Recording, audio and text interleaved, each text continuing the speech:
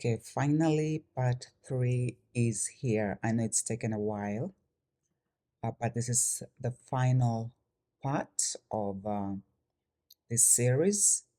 So the first one was introducing Florida as the key and showing how the sixth seal, Revelation 6:12, matches with Florida 6:12. Please watch that. Then the second part shows how Mar-a-Lago is a portal, and this is located in Florida, so Florida is key.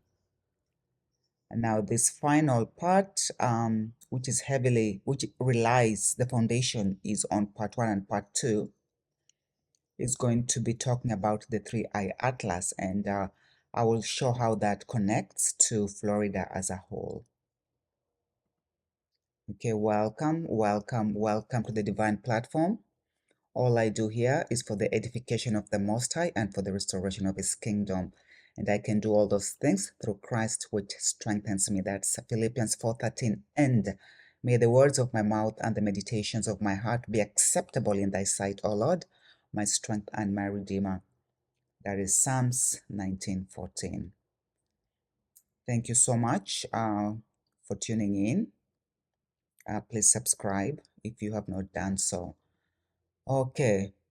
So the first part of this will be looking at the definition or the characteristics of the 3IAtlas. These are the words they're using to describe it in the media. You know, media is usually the science because they're the ones who put out this information. So, okay. So it is, as we'll see, it's a sentient, intelligent-like entity, or it is operated by such an entity. It is not a random rock flying in space, as they like to characterize them, or at least as we've been made to believe. I used to believe that myself, and I know many other people used to think that these meteors are just, or these comets are just random rocks flying in space, and ooh, you don't know where it's going to land, you know. It's clear that it's a being, and hopefully we can figure out what or which being it is. One thing we see with its description is the sun. Every description of this comet never failed to mention the sun. And this is by design, and we need to use that theme to discover what it is or who it is. So the 3IAtlas, also known as C2025, and previously as all that these are important, but I will not go into that, is an interstellar comet discovered on July 1st, 2025. The comet follows an unbound hyperbolic trajectory past the sun. Okay.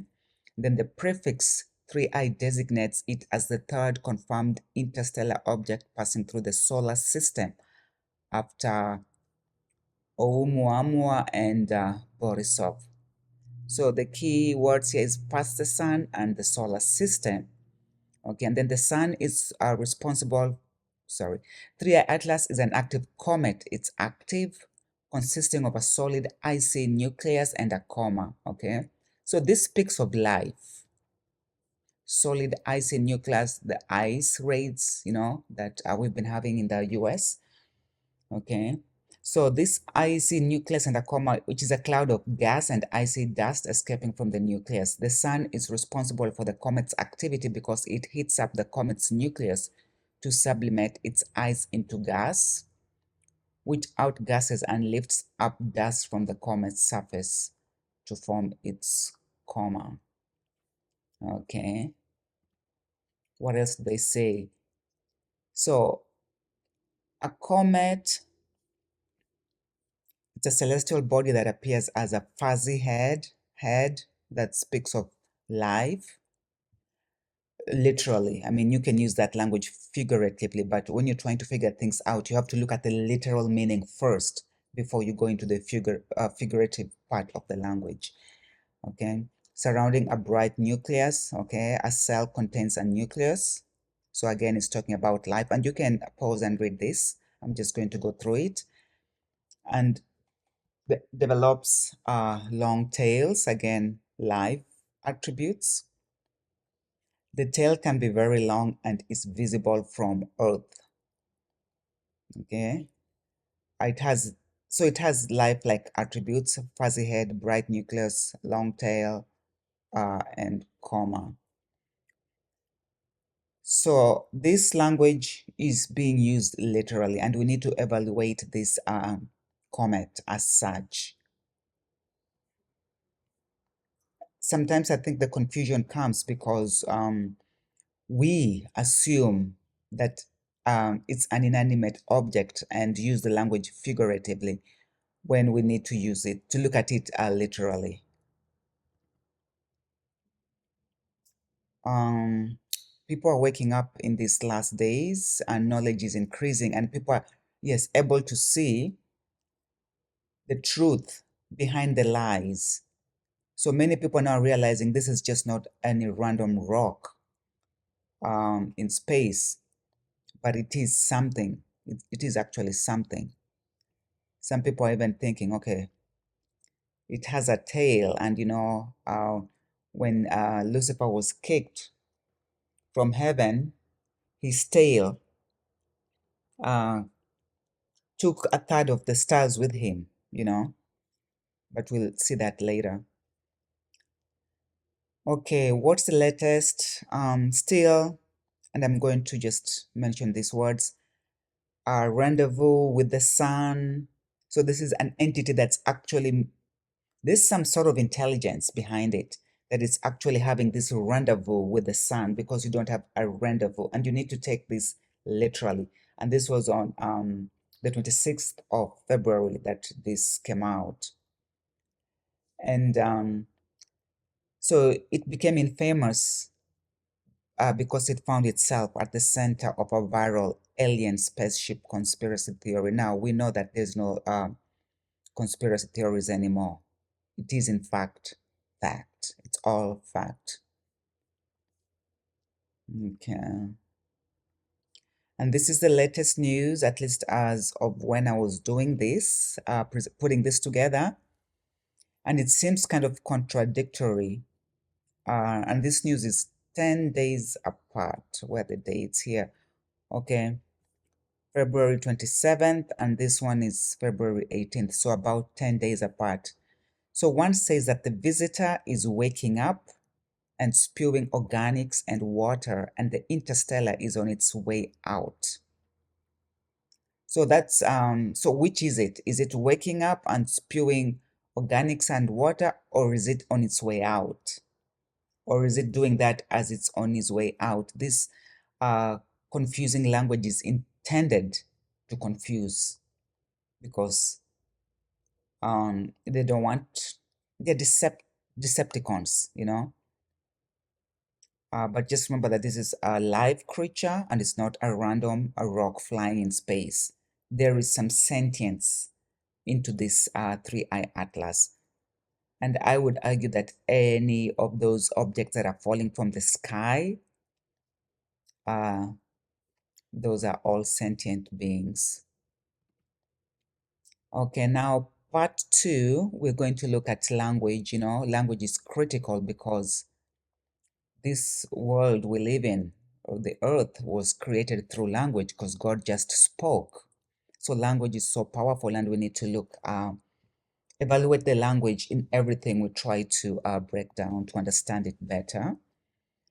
So if anyone is talking to you about this 3IAtlas or any other comet without telling you that it's a dragon, I think they're not giving you accurate information, because comets, meteors, meteorites, and asteroids are in fact dragons. How do we know this? You may ask, and we shall see that shortly. So, euphemisms. They tend to use euphemisms a lot when they're speaking. And what is a euphemism? It's a substitution of an expression that may offend or imply something unpleasant with one that is more agreeable or inoffensive. So in this context, this particular context, the euphemism is used so as to confuse and to force acceptance of an otherwise evil entity and to treat the same as non-harmful. So we should be having our antennas up, getting more alert, but they use language that makes you just sit. So it makes you like a sitting duck. You don't prepare for what's coming. And this is how people are also worshiping demons, because they lack the history of the word and honestly believe that they are worshiping true God. Well, they are in fact worshiping demons. So what are some euphemisms? This is one. Aliens, everybody now by now knows are demons. Meteors and comets are dragons, and I'll show you that in the next screen. Other euphemisms they use: minor attracted person, those are pedophiles. But no, they're going to introduce this in your core curriculum in schools. Oh, then your kids will grow up thinking, no, they're just minor attracted persons. I don't care. I tolerate them, No, those are pedophiles. You need to run them out of your town tonight, Other sexual liberation, fornication, adultery. And usually they tend to use these euphemisms when they want to break the biblical laws, the 10 commandments. So anyways, let's see the next. Okay, so let's define a meteor first. A meteoroid is a small piece of asteroid or a comet. When a meteoroid gets close to the Earth and enters the Earth's atmosphere, it is called a meteor. So asteroids are rocky, comets are icy, and meteors are much larger and are the shooting stars. So basically, it's the same thing. A meteor is a meteoroid, is a comet, is an asteroid. Okay. So now let's go to where I get this idea from, why I say that these are dragons. So there's this article, and I will hope I remember to leave the links in the description section below. So from dragonology to meteorology, Aristotelian natural philosophy and the beginning of the decline of the dragon in China. So the cult of the dragon in China, which expressed itself not only in the ritual sacrifices to the dragon kings during drought and floods, but also in the rationalization of the dragon's power to make rain, by many serious thinkers from diverse intellectual position, was first subjected to sustained criticism during the early modern era as part of an enlightenment drive against popular cults and superstitions led by some of the Jesuit-inspired Chinese scholars. So these people are everywhere. Anyway, this paper examines how these critics drew on Aristotelian conceptions of nature and meteorological theories introduced by the Jesuit missionaries to attack the core ideas of the traditional dragon law and the underlying cosmology. It argues that the de-animated and rigidly stratified views of nature articulated by this small but clearly discernible group of Chinese critics can be seen as marking the beginning of the decline of the dragon, the allegedly semi-divine aquatic animal which swims, walks, flies, and makes rain. So the dragon is that allegedly semi-divine aquatic animal which swims, walks, flies, and makes rain.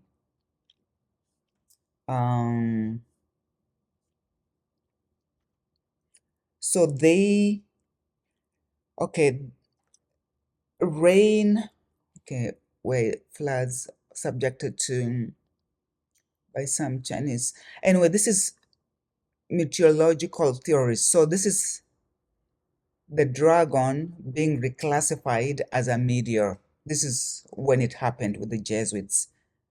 Trying to see if I have some other notes here.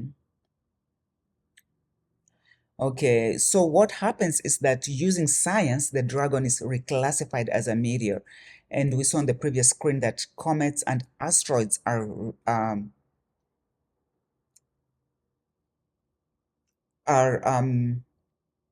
they're all the same thing.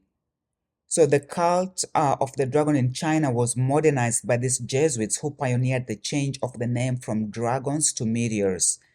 And this is the authoring of confusion. How many people know that meteors, comets, and asteroids are dragons? Okay. So the dragon is classified as a semi-divine aquatic animal which swims, walks, flies, and makes rain. The dragon is thought or known to have power to make rain. This is weather forecasting. This is how we have meteorology. Okay. So these entities can and do cause weather disruptions and changes like hurricanes with their names. And I think these names refer to real entities. It's not just a random figuratively used name when they name these storms or these hurricanes. They're actually naming an entity that is causing it. Okay, and it's also possible that the storm god is not just a figurative expression anymore, it is a literal statement. They go by different gods in by different names in different civilizations and cultures. And I encourage you to read up on this stuff. And meteorology, I can say that word, meteorology is closely related to metallurgy, and I will talk about that in the end of this video.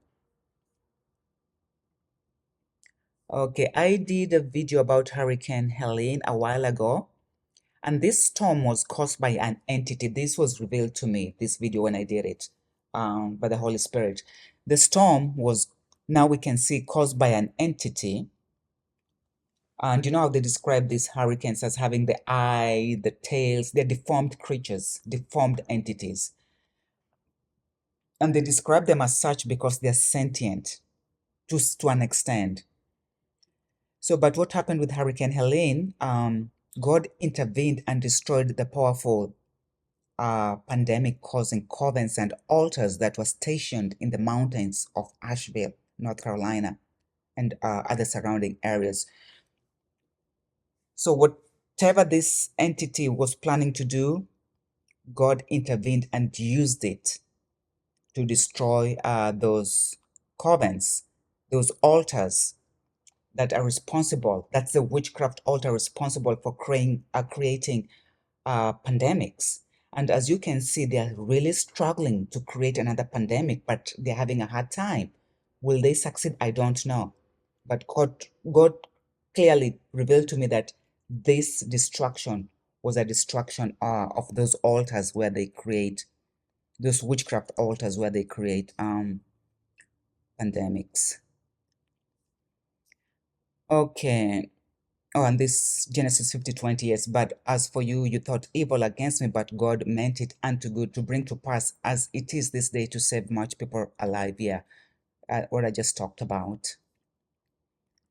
Okay, now in this part 3, we'll look at the mythology, morphology, the shape-shifting, the language, the aliases, you know, and then we'll identify the specific entity that I think this 3IAtlas is or is a foreshadowing of.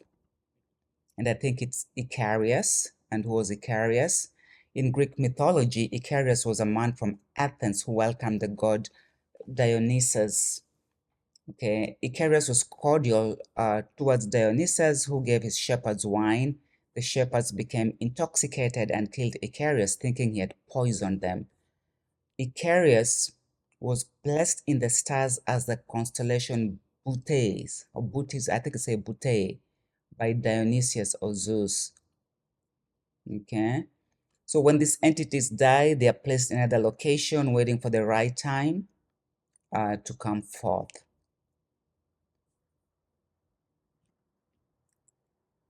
And in Greek mythology, there is two Icarius, or Icarius, because that's a proper noun.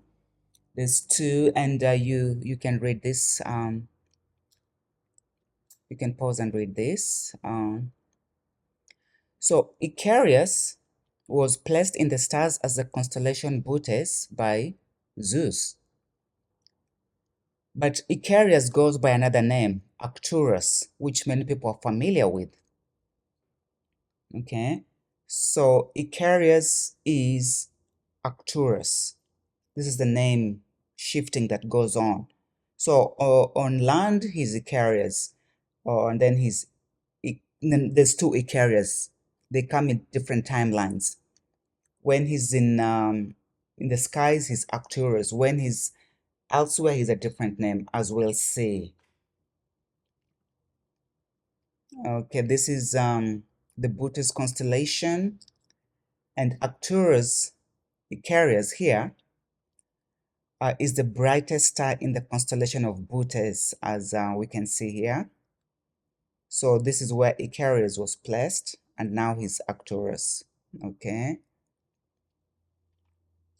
Let us look at other descriptors of this entity. Arcturus is the fourth brightest star in the sky and is also described as an orange giant. And you see why Trump plays into this ritual, you know, literally painting his face orange, and he's connected to this ritual in that way, and the orangutan and all that. Arcturus also has another name, Arcas, as we can see here, the son of Zeus and Callisto, who was transformed into a constellation along with his mother.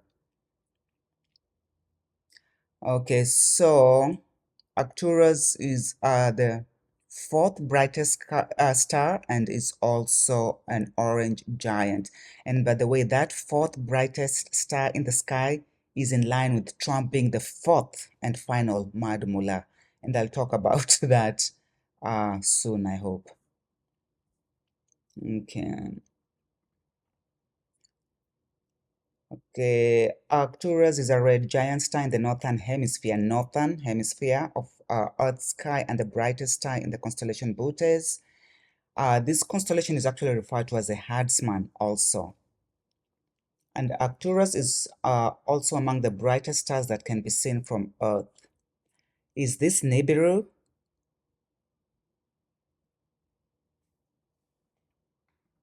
I don't know.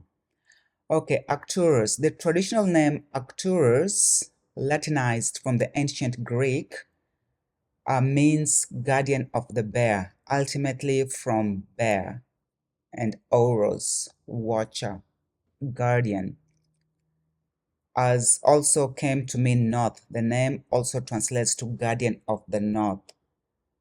So is this why Trump wants Greenland? Because of the north? Is it the northernmost land? And the watchers, here we see watcher. Who are the watchers? Who are the watchers? They're heavenly beings, angels, yeah? And some fell off because they rebelled, and so they were kicked out, you know? So you can see clearly that Icarius is Arcturus, is Arca, and it's a watcher, it's a guardian. You know, people talk of guardian angels or watchers, and this watcher is they're spoken of in the book of Enoch, and I think alluded to in the Bible as well. And now in the end, I'll show how 3IAtlas is these things. And okay, the Bootes constellation and Greenland look kind of similar. You know, their maps look similar. And this should make us understand this uncanny resemblance should make us realize the ritual that Trump is playing into by wanting to acquire Greenland. And I think, this is what I think, and I have some evidence that what we, as above, so below. So whatever we see, whatever is below on earth, it's reflected above. So these places are, can I say reflections, but they're cognate reflections. I don't know if that makes sense. So whatever land, whatever geography is down on earth, it's reflected up in the skies. So why they would go for Greenland, I think maybe Greenland is Bootes, that constellation. I don't know, but I think so. Okay, we saw that Arcturus is a watcher here, watcher, guardian of the north. And a watcher is a type of biblical angel. The word is related to the root meaning to be awake. It occurs in both plural and singular forms in the book of Daniel, where reference is made to the holiness of the beings. The apocryphal books of Enoch refer to both good and bad watchers with a primary focus on the rebellious ones. So it's clear that that's a fallen angel. And there's more scriptures here in the Bible that talk about the watchers, Jude 1:6, and the angels which kept not their first estate, but left their own habitation, he hath reserved in everlasting chains under darkness unto the judgment of the great day. 2 Peter 2:4, and then Revelation 12:9. Please read this. And where do we see this in popular culture? Yes. The Arcturus light was employed in the mechanism used to open the 1933 Chicago World's Fair. The star was chosen as it was thought that the light from Arcturus had started its journey at about the same time of the previous Chicago World's Fair. And these things, what they're saying, it's true. And if you want to calculate something, you can just use this information they have given us here. And then the second one is that at the height of the American Civil War, President Abraham Lincoln observed Arcturus through a 9.6 inch, that 6.9 number, this important refractor telescope when he visited the Naval Observatory in Washington, D.C. So you see, this connects us with the world fairs, and people talk a lot about the world fairs, and that's a whole other video, but you can see where they come from and what light they are tapping into. To me, this is fallen angel tech. If you have the president looking through the telescope to see Arcturus during the Civil War, this is fallen angel technology. Is this Project Looking Glass? I don't know, but I think it might be. Anyway, let's get back on track. So Arcturus, as we'll see, has other descriptors. Herdsman, a plowman. I know we had that incident with Trump and the farmers, and then the number 88. That's what we'll see here. So Bootes is one of the largest constellations in the night sky. We saw that. It is known as the Herdsman, and is one of the 88 modern constellations recognized today. The name Bootes comes from the Greek word meaning ox driver or plowman. Okay, another descriptor here. It is the 13th largest constellation.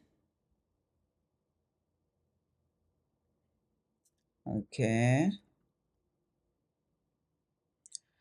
The celestial herdsman contains 10 stars with known planets. One of the planets is Merga, which sounds like Maga, you know?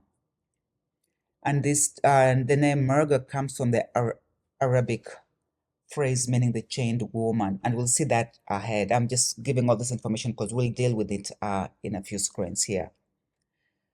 Bootes belongs to the Ursa, which can sound like USA, a major family of constellations.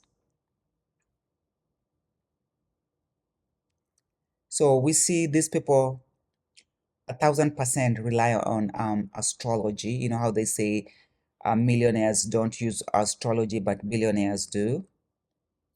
Anyway, so please read all this. I'll just mention the important points that I'll talk about.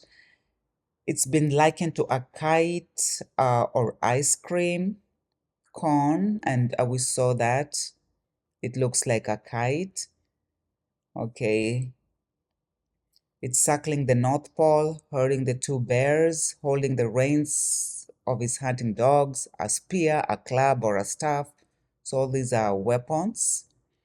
Butes had acquired a sickle, which was held in his left hand. And let's see if we can see where it looks like a kite. So you can, there, see? Looks like a kite or maybe an ice cone. Yeah. Okay, the last line, Butes had acquired a sickle, which was held in his left hand. This is important because we'll see this theme a lot. And a sickle is a weapon. Depending on how you use it, it's a tool, but it's also a weapon. And these people will use it both ways. So I just showed how Icarius, there's two Icarius and then there's an Icarus, which we saw was Arcturus. And why do I have this here? Yes, because Icarus, his key themes were hubris, ambition, consequences of ignoring advice, like the Iraqi war. His hubris, he's ambitious, you know. He's playing this role. And in the 8th century, no, BCE, from the 12th to the 8th century, he was Icarius. He comes back, he's Icarus. There's no I. But then that's when his themes during that time is the hubris, the ambition, and the consequences of ignoring advice, which we're about to see soon with this Iraqi war. Okay, what do I have here next?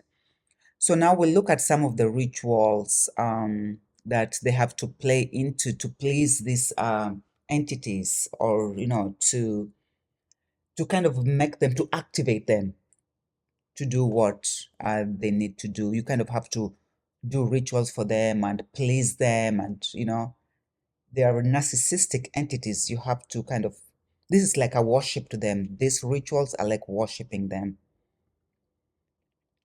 So the first ritual that we know is the YMCA, and I hope I can show this to you. See, it looks like a kite, but it also makes, I should have done this in a better way, the YMCA. So this would be the Y, the yellow one, okay, and M, this would be the M, or the complete the Y, sorry, this is the M, no, the yellow is the Y, this is the M, this is the C, and this is the A. Yes. So this is the yellow, the Y, M, that's the blue line, C is the green line, and A is the red line. I should have done it differently. But anyway, so how YMCA became Donald Trump's unlikely anthem. Okay, it had to, because he has to play the role he's been nominated for, really. So he has to play into that ritual. Okay. The other one is the kite. And this, it might seem like a rich, but he has a lot of I don't know how many grandchildren he has, but his eldest granddaughter, her name is Kai Trump. But if you say it, both names, Kite Trump, it's like you're saying Kai Trump. It's like Kite Trump. You can say it that way, Kite Trump, and that sounds like kite. So that's another way they're playing into this ritual. And we can see this kite looks like the Butes constellation. Okay. Okay, and then the ice cream cone, he has to play this out by eating an ice cream cone in public. Still the ritual. And at the end, I'm going to show how 3IAtlas is Icarius. But I'm just showing the characteristics of Icarius now, so that you should understand that they're playing this ritual in public for a reason. They're not just doing it because they don't have anything better to do. Okay, so the connection between 3IAtlas and Icarus, Arcturus. Let's see what I have here. Okay, so there's always a tethering of these entities. The codes are embedded in the names they use. So the tethering could be by color, date, number, the letters, there's shape. They always, the things you learned in your first 3 grades, that's where all the information is. That's how the tethering occurs. So in this case, the first 3 letters contain the code that links all these names together. Okay, and this is kind of my receipts for saying 3IAtlas is Icarus, Arcturus, or Arcus. Okay, so we have 3IAtlas can be written as 3IAtlas. What is this? Okay, so Icarus. So the first 3 characters, 3IAtlas, Icarus, Icarus or Icarus, Arcturus, Arcus. That's the other name. And all these first 3 characters are 391. And that's an important code, by the way, but that's not what I'm going to discuss here. So 3IA is 391. ICA is 931. ARC is 118. R is the 18th letter of the alphabet. And when you reduce that, you get 9. So we get 193. So they all have the same numbers, maybe rearranged, but it's all the same. 391, 193, 319. It's the same code. An interesting tidbit here is the CIA equals 391. And then I want you to also look at this. I am can be written as am, like I am who I am. And that is also the 913. Okay, 9 is the 9th letter and M is the 13th letter. So anyways, this to me is how this is all the same entity. Like I said, knowledge is increasing, like it says in the book of Daniel. These things are becoming easier to spot and easier to pick out. So 3IAtlas, that naming is deliberate. It's communicating to these secret societies and all these Nephilim entities what exactly it is. 3IAtlas is Icarus, is Arcturus, is Icarus, it's Arcus. It's that.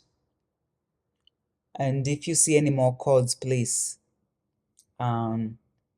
share below. And what's interesting about this, before I forget, I am is the name, God's name that was given in Exodus 3:14. So that's quite interesting too. But anyway, let me stay on track here. So the second tethering here is about the sun. You know how whenever they talked about this 3IAtlas, they always had to mention the sun, how it was backed by the sun for a long time. This is the hubris also.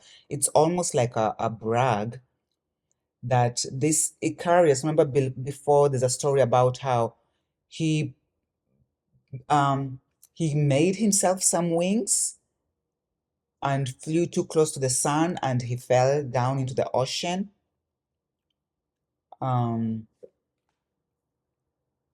So now I guess they think that they can now get close to the sun and not fall into the ocean. So it's like a brag that they can stay close to the sun, that they've mastered this art. When these entities were kicked out of heaven, this is just by the way, their wings were clipped and their flight is severely restricted. So they cannot get back into heaven because they were severely restricted.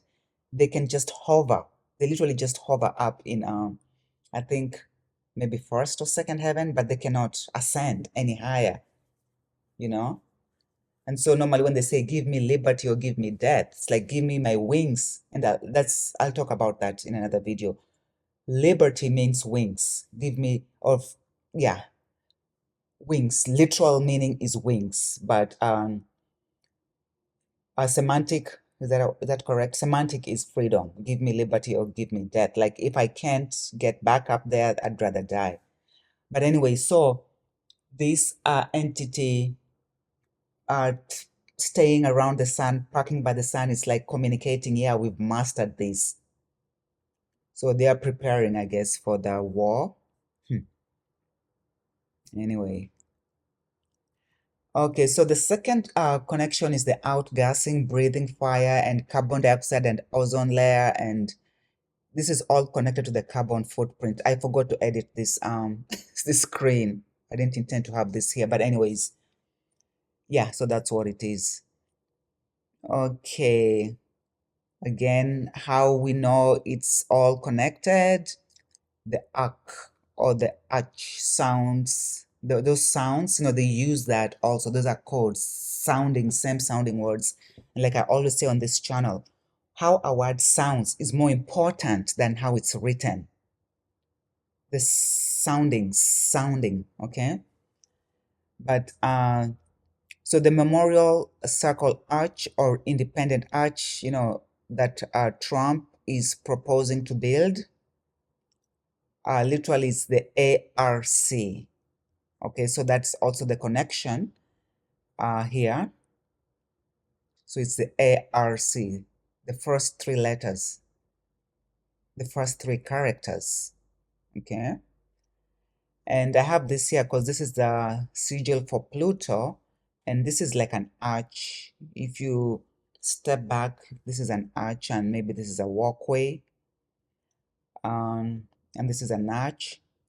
So there's something Plutonic, not Pluto, to do with the planet Pluto, with all this.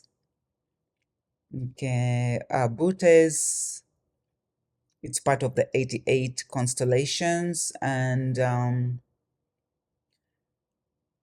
okay, how are they playing this out? Is that Trump installs an 88-foot flagpole at the White House, calling them a personal gift. So again, they're playing into that 88. And there are two for a reason. This speaks really of so many things, but I think it's initially it will be the two-state solution, but it's not what they've told you. I think initially we'll have the OT, the Obama and Trump, before it all collapses and Obama is the reigning one. Okay. And I think also placing this installing these flagpoles is a sign of achievement of what? Of the whole 88 constellations. So have they been able to put this fallen angel kind of watches in all the 88 constellations? I mean, to be honest, I don't really understand that too well, but when I get more information, I will share it with you guys. Okay, so this is how he plays it out. Again, let's go back here.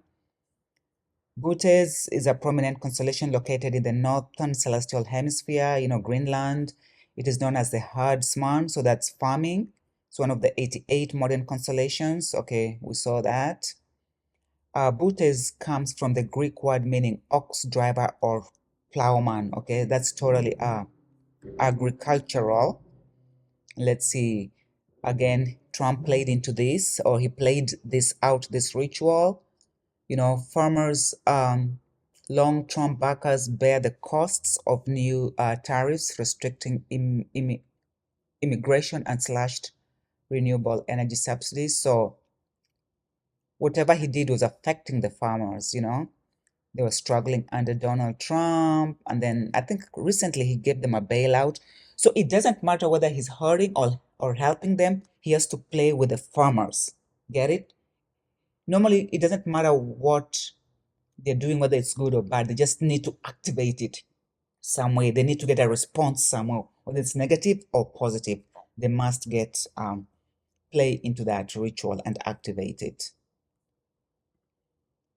Oh yeah, I have this here for a reason, but it's not, and I have to do a whole video on this. So this Buddhist constellation deals with farmers and agriculture. The ritual is played out in many different ways by different people. And one person who's really, really famous right now is Candace Owens. And her husband is farmer. So Candace is a farmer by virtue of being married to a farmer by name. Her husband's name is George Farmer. And GF, the first letters of the names, gives us 7-6. But that I'll show later how this also equals to 77. No, actually, I can explain that right now. F, when you reflect into itself, it's 7. If this faces on this side, if right, left, reflection along the y-axis, you get G7, basically, like the G7 countries. So he is, so she's playing into this role, and his father is the Lord Farmer, so we know why she is where she is. I have so much information about her, and I will be talking about that soon, but not in this video.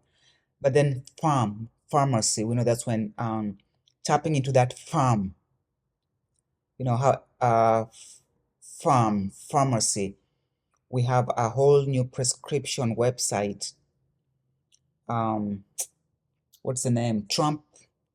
I forgot the name. Trump prescription or something. So that's an online pharmacy, you know what I'm saying? So it's just playing into that name, playing into the ritual, activating the ritual. And then farm, people talk about hey farm a lot, you know? They're playing in, I don't know, maybe we're just all programmed because, or I don't know who's playing into whose ritual. Like farm, everybody said hey farm, you know, meaning family. Then we have all the familiar spirits, okay? But let's break down the word farm, because a herdsman, an ox driver, a plowman is all about farming, farmer, farm. We get 6, 1, 13, and this ends up being 614, and that's the orange man's birthday. So he is playing out his role pretty well, actually. He's fitting it very well. Okay, what I show next is that these entities are indeed the idol gods of old, the Anunnaki, and this is the return of the Anunnaki. So either the 3IAtlas itself is an Anunnaki vessel, or an Anunnaki itself, a reptilian dragon itself, or it's a foreshadowing of that. I think it was a reconnaissance mission, a warning, if you will, before they finally crash land on Earth, and I think it's imminent. So, okay. So the Anunnaki is a term that refers to a group of divine ruling entities, the princely seed to which both belonged, often tasked with administering fate, justice, and civilization. Okay, this is not right, what I did here. So the Anunnaki are, okay, Enki and Enlil are indeed central figures in the Anunnaki, the primary pantheon of gods in ancient Mesopotamian mythology. Okay, they are the sons of the sky god Anu. So there's 3 entities. There's Anu, the father, and then there's Enki and Enlil. So that's their trinity, okay? They held supreme, these 2 brothers, Enki and Enlil, they held supreme yet opposing power over the earth. Enlil as a stern god of air storms and authority, which I think is 3IAtlas, and Enki as a wise, clever god of water and creation. So while Enlil is seen to reign over the Western world, Enki is seen to reign over Africa. Okay? These entities have always ruled, as we can see, from Mesopotamia, Sumeria, Arcadia, Babylon, Is this the royal bloodline? I think so, because here they're calling it the princely seed. The irony of this is that the fallen angels are being accepted as the princely seed. This is the confusion, of knowledge. These are the parasitic beings. But let's keep going. So, Arcturus, the fourth brightest star in the night sky and brightest in the constellation Bootes, was known in ancient Mesopotamia as Shudun or Shupa.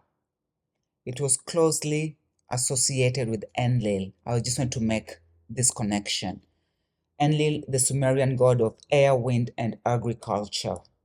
Okay? So the symbolism again here, it has to do with agriculture, but I want us to make this connection that Arcturus is Enlil. So 3IAtlas is Icarus, the second Icarus, is Icarus, is Arca, is Arcturus, is Enlil. Those are 7 names. Same entity.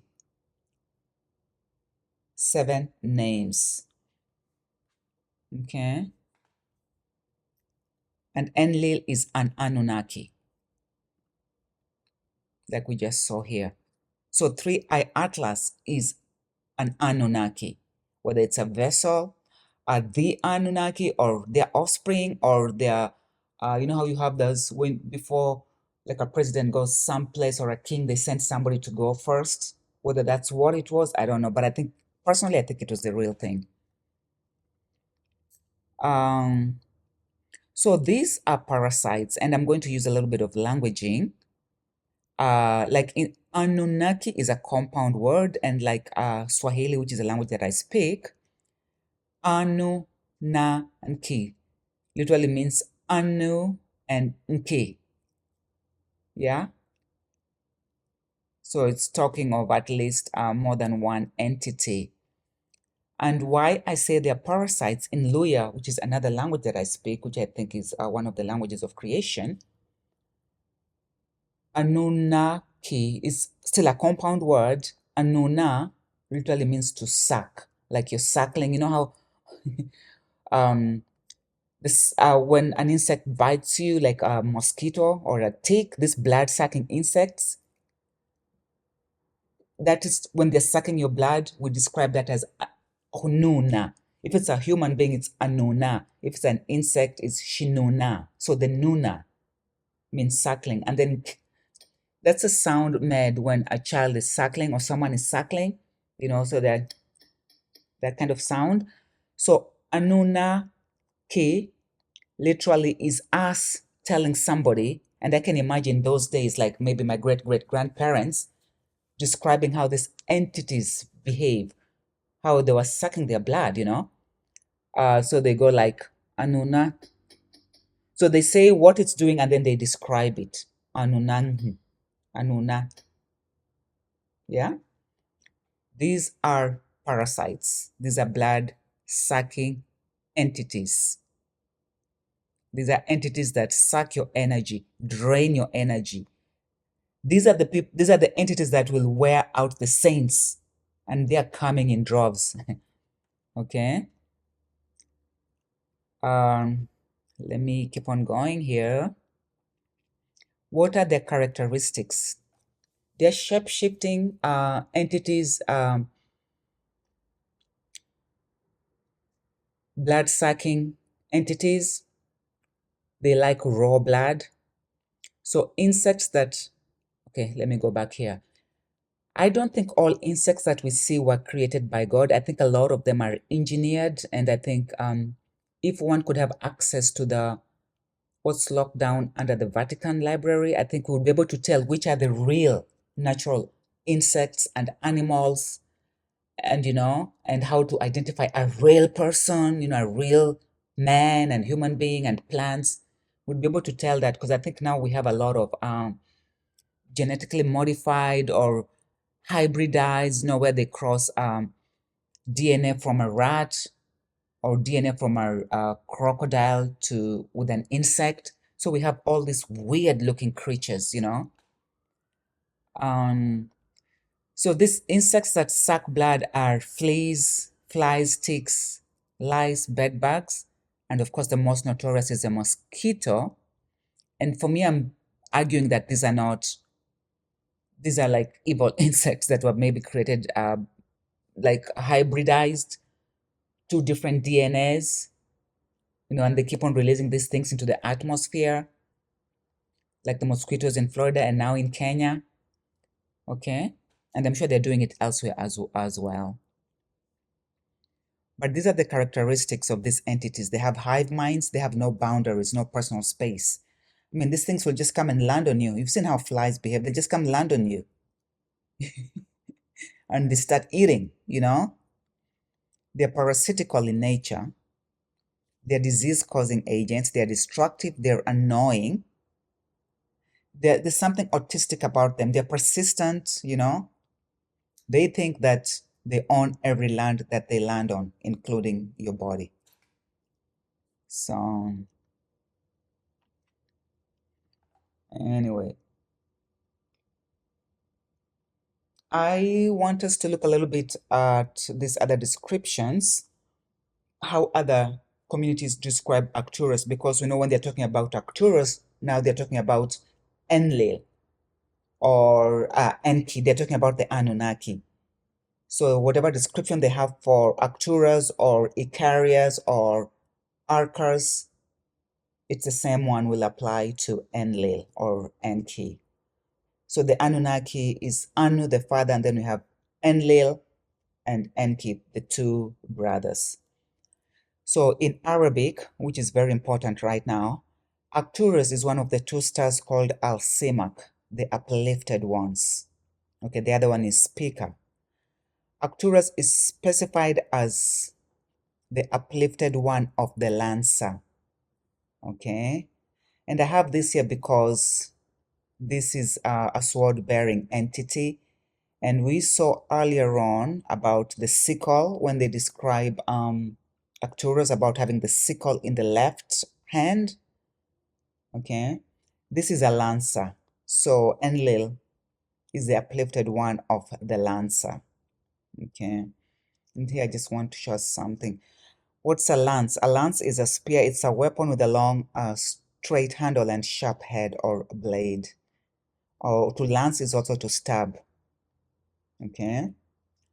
And this is all about the Hagarins, which I'll talk about.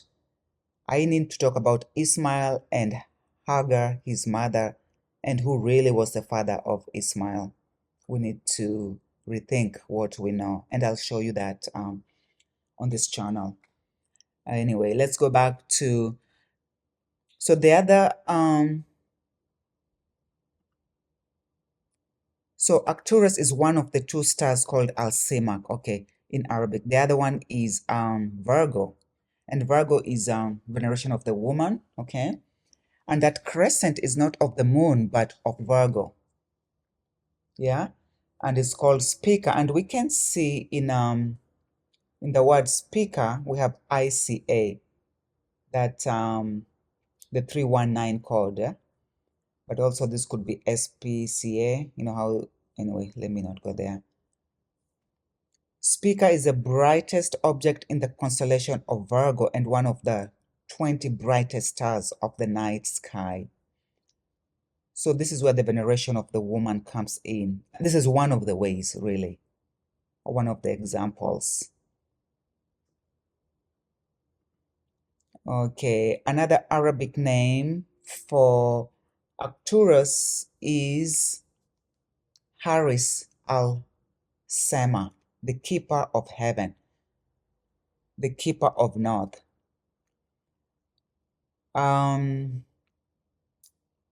This Harris here, I'm just wondering whether that's why they were playing that ritual with Kamala Harris. And I think it is, yeah? And we'll see that later. Okay, and then Trump's presidency and the Arctic shaping geopolitics in the far north. This Arctic, ARC, again, is the code, the 319 code or 193 code. So this explains why again the North Pole is being taken control over by the ancestors of these entities. And additionally, yeah, like I just showed, Arctic, we have ARC, but then we have tick, is a blood-sucking insect. Okay. Anyway. Okay, in Indian astronomy, Arcturus is called Swati or Svarti. So this is what the Indians refer to Enlil as. Okay. It has been referred to as the real pearl. In Hindu, the word Swati means the sword, like the SWAT team. It has been referred to as the real pearl. Did I repeat myself? Yes, I did. Okay. Okay. Uganda, the country in East Africa, is known as the Pearl of Africa. Okay. And this was named by Winston Churchill when he toured Uganda. He named it as such for its magnificence, variety of form and color, for profusion of brilliant life, bird, insect, reptile, beast, for vast scale. Uganda is truly the pearl of Africa. I don't know if I have it here, but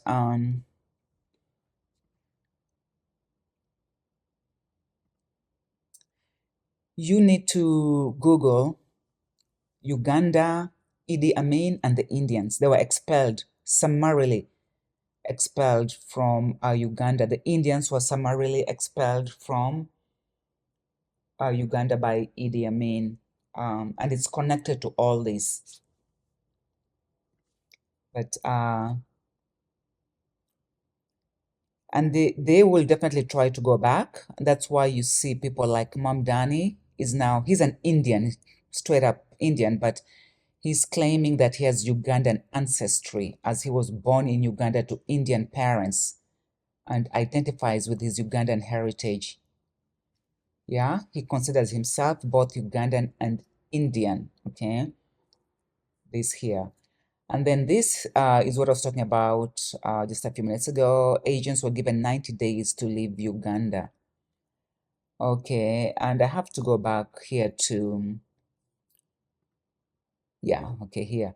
Harris El Salma. So Harris, like, as like Kamala Harris, they're playing, yeah, that ritual. But then when we come here, we see Kamala is cognate with Kampala, and Kampala is the capital of Uganda. Okay, so they're playing a lot of games here. And honestly, I think all we have to do and we must do is just to stay prayed up, because they're really, these people, like I said, like insects. Have you tried to clear ants from your house, or just insects? You know, it's, you almost never win. You just have to keep on doing it and never stop. We just have to keep on praying and hoping, you know, and wait on the Lord, really. Anyway, in Chinese constellation, Arcturus was part of the most prominent of these, variously designated as the celestial king thrones, or the blue dragon. Okay, now you see where again the dragon comes in, which was changed into a meteor. Okay, and Enlil, there's two brothers. This is Enlil the blue dragon. Is this where we get red, blue, and white? I don't know. Okay, I didn't clean up this slide. I didn't intend to have all this stuff in here, but anyways. Okay, let's go. So Enlil is a special patron to farmers, like I already showed. In ancient Babylon, the stars of Butes were known as Shupa. That name is also very critical, because a lot of people are saying that Jesus' name is Shua, Yeshua. I don't know if it's related. I don't know who, if they could be hijacking that name and trying to pervert it. I have to do more study on that. Anyways, they were apparently depicted as the god Enlil. Okay, so the stars of Butes, known as Shupa, were depicted as the god Enlil, who was the leader of the Babylonian pantheon and special patron to farmers. Okay, and we already saw that, but I still have this here for you. Shupe, that were apparently as Enlil. Anyway, it's something I wanted to say, but I can't remember. Wabute is known as Shuper. That song, there's a song I used to listen to. It's old, huh? Shoop, shoop, shooperu, shooperu.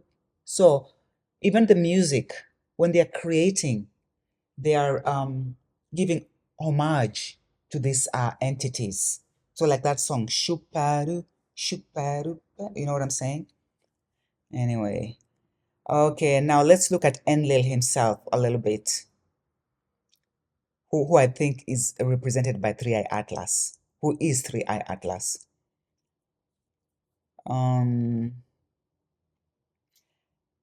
This is a quick summary. Shupa, okay, Enlil, later known as Elil or Elil, double L. So you see, this is how they start changing the names, and then if you can't connect the dots, you completely lose them.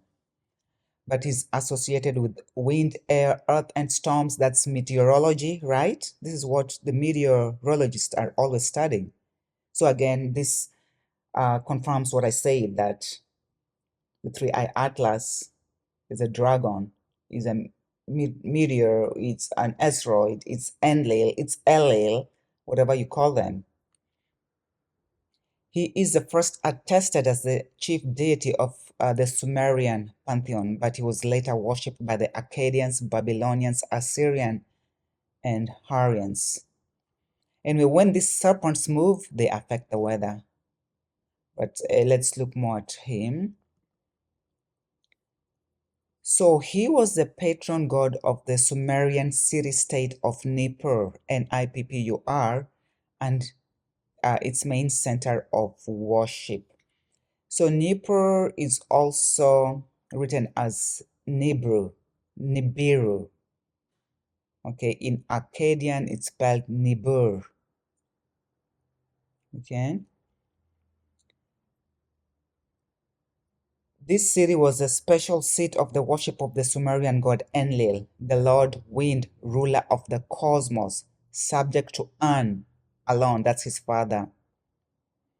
Nippur was located in modern-day Nufar, 8 kilometers north of modern Afak al, that's in Iraq. It's roughly 200 kilometers south of modern Baghdad. So it's clear that when they raided Baghdad and Iraq, they're looking for the remnants of these entities or their civilization, yeah? And here we have the modern photograph of the ruins of the Ekur temple at Nippur. And I have this in boldface because I'll talk about it later. Because these names give us clue to what, how they are manifesting themselves now in society. Okay. So Ekur was believed to have been established by Enlil himself. Okay, I want to tie here Enlil to Mami Water, which is a deity. I can never say that word correctly. A deity that is revered by a lot of African communities. That Mami Water. Anzu, also known as Zu, also known as Zu and Imdugod. So these are like already 3 names, is a demon in several Mesopotamian religions. He was conceived by the cosmic freshwater ocean Abzu and Mother Earth Mami, or a son of Osiris. Okay, Anzu here, we see Anzu with the thunderbolts pursues, no, Ninuta with the thunderbolts pursues Anzu, stealing the tablet of destinies from Enlil. This is how it all ties up.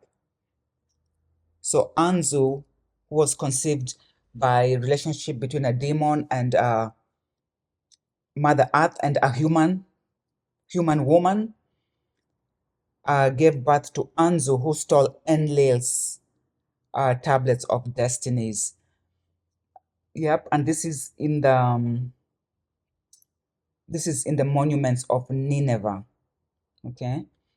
Okay, but Mami Water is a mermaid, a water spirit, and a goddess in folklore of parts of Western Africa, Central Africa, Eastern Africa, and Southern Africa.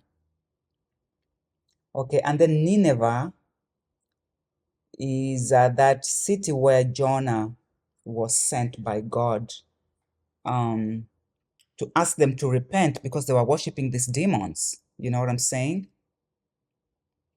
Do I have that here? Yeah.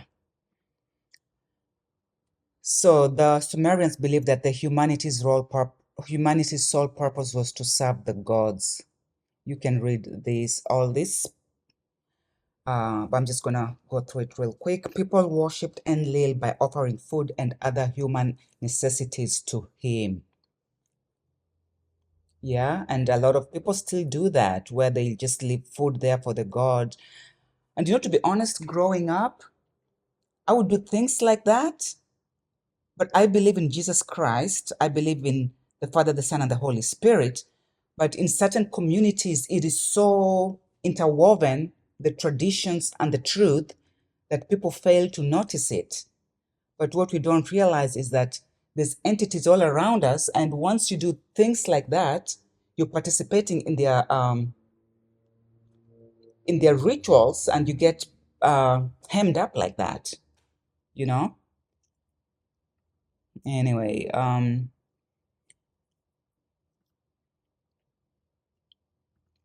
so and Nineveh, so this is okay, Enlil, idolatry, Nineveh, horned god. Well, this is the Nineveh in the Bible that where is it? That Jonah was sent to preach repentance to the people who are worshiping these demons. So that, and I think they were saved. I don't know why I didn't put that scripture here. Anyway, these are some of the epithets of Enlil, the great mountain, the king of the foreign lands, a raging storm like Trump, yeah, a wild bull and a merchant like Trump too. The Mesopotamians envisioned him as a creator, a father, a king, the supreme lord of the universe, Nunan Mir, east wind and north wind. If you're conceived of a human and a demon, you will see this thing as your father. I'm sorry to say that. And I just don't know if such people, if they'll ever get into the kingdom. I don't know, to be honest. But I'm just wondering whether these are the people that God says, I knew you not, get away from you. I knew you not, Um, but Enlil is also the horned god. And this ties in with please read all this, pause and read all this. The horned cap was preeminently the prerogative of Anu, who was himself described as Lord Proud Tiara. Anu is the father, and sometimes people think Anu is Enlil. I don't know how they keep on changing identities and all that. But I just put this here to show you that the horned god, because of the cap, which had up to 7 superimposed pairs of ox horns. To me, it looks like the tiara to me. And then when we come back to tiara, we get T-I-A-Ra. Then the first 3 words is 3-I-A. How is that, you ask? Because 3 starts with the letter T, so we can say T-I-A. And it's the same chord playing through and through. Okay, the Sumerians had a complex numerological system in which certain numbers were believed to hold special ritual significance. Within the system, Enlil was associated with the number 50, which was considered sacred to him. I know this means something, I'm not sure, but on July 4th, 2026, America will be 250 years old, celebrating the 20th anniversary of the Declaration of Independence. This is the only tie-in I could find with the number 50. I'm wondering, was he the 50th watcher that rebelled? You know how they numbered these watchers? Was he number 50? You know, I don't know. And then 250 years is like two fives. I don't know. And then we have Enlil and Enki. So I don't know, was Anu number 50, and then he had two sons, Enki and Enlil, and each is 5. I don't know. I just know it's significant in trying to figure out their shenanigans. So Enlil is the fallen angel who taught man use of tools and farming. Enlil is an Anunnaki. Okay. And Enlil invented the mattock. Okay. He conjured up the mattock into existence and decreed its fate. He gives the tool over to the humans who use it to build cities, subjugate their people, and pull up weeds. This is another tool we see, or another weapon. We saw the sickle, we saw the sword, we saw the lancer, or the lancer, and now we see the mattock. So that the theme is very consistent with these entities. Oh, here I have all of them. And how do these entities who are in power right now play into it? Trump grooves to YMCA. I showed you that, how that is a Bhutan's constellation using the sword. Okay. Okay, and then King Charles tells Donald Trump to watch the sword in off-the-cut moment caught on video at state visit. When these people, there's no off-the-cuff moment with these people. There's no hot mic and they didn't know what they were doing. It's all planned and intentional. They have to publish this stuff. They have to pay homage to these entities any which way they can, okay? But anyway, so this is the mattock, the lancer, the sword, and I forgot to put here the sickle. Yeah? So these people are alive and well. Okay, let's look at Enki, the other brother. We'll briefly look at him, but it's important because I think the two-state solution is for Enki and Enlil. These are the entities who have ruled mankind for eons. So this two-state solution is not about Israel, like we think, and Palestine. In fact, no, that won't happen because we already moved on from that. I think ultimately it's for Enki and Enlil. I think ultimately it's going to be Kenya, and maybe I think in the US, it's going to be the headquarters, I think. But let's see how it plays out. But let's look at Enki.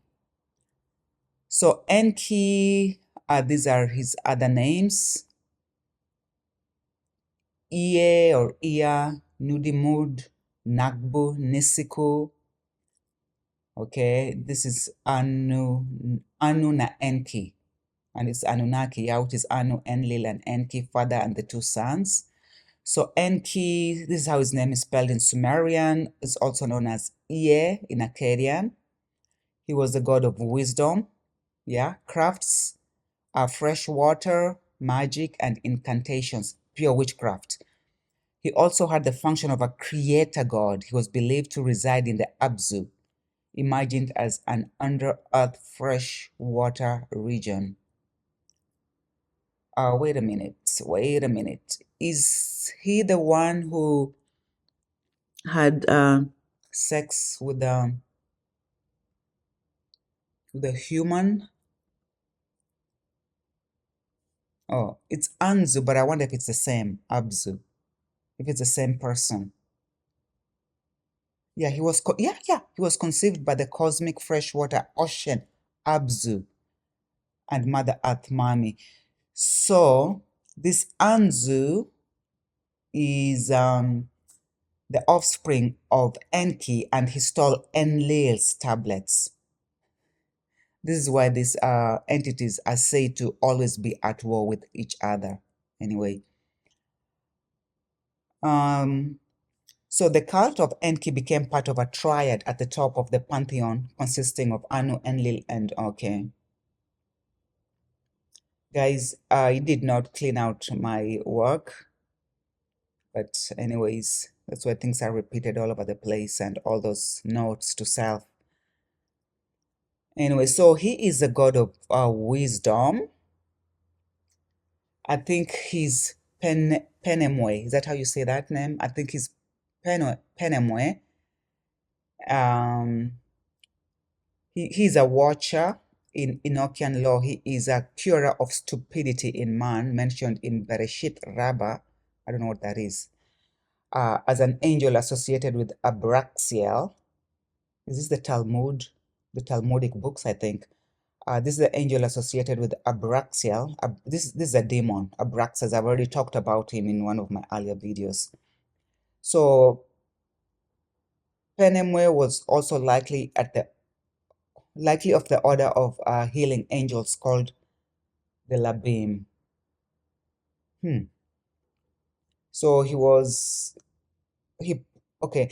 The name of the fourth watcher who fell is Penemwe. He discovered to the children of man bitterness and sweetness, and pointed out to them every secret of their wisdom. He taught men to understand writing and the use of ink and paper, enki, ink. Therefore, numerous have been those who have gone astray from every period of the world, even unto this day. We were never meant to know how to read or write. We were never supposed to know that. Never. What these entities did is like they gave a loaded gun, an AK-47 or an AR-17 to a child. This is what they did to us. They should never have given us, because up to date, we are still struggling. The more we learn, the more we write, the worse the earth has gotten. You know what I'm saying? Yeah, we should never. This is writing. Even when it became time for writing, was only for anointed people. You had to be anointed by God to be a scribe. You had to be anointed to be a prophet. But now everybody's a prophet. Everybody writes. Everybody reads. We need help. We need saving. Anyway, read. For men were not born for this, thus with pen and ink. We were never supposed to be writing. And now the pen is mightier than the sword. It's because of Enki. Enki won over Enlil. That's why we have that saying, the pen is mightier than the sword, and the pen has caused more harm than the sword. Anyway, but by their knowledge they perish, and by this also its power consumes them. Anyways, so I think Enki, ink is the one is joined to or related to this entity here. You know how there's change and you don't even know what you're looking at anymore. So anyway, let me keep it moving here.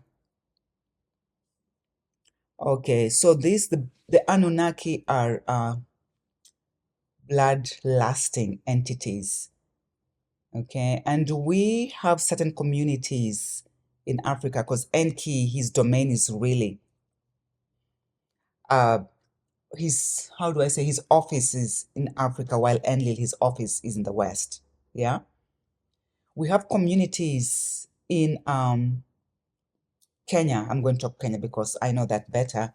The East African region, it's very critical. The East African region, EA. They call God Nki.